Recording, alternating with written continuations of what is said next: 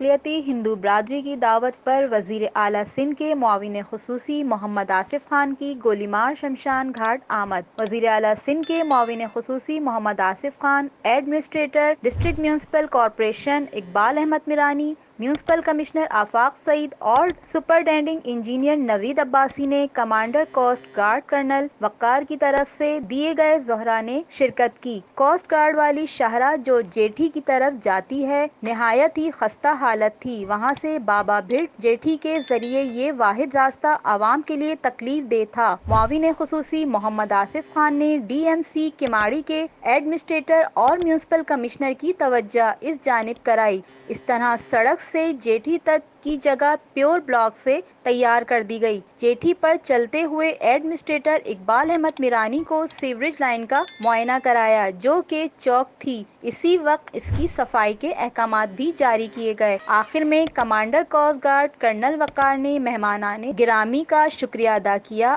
کہ انہوں نے عوام کی تکلیف کا احساس کیا۔ قرۃ العین بات، MBB نیوز، کراچی۔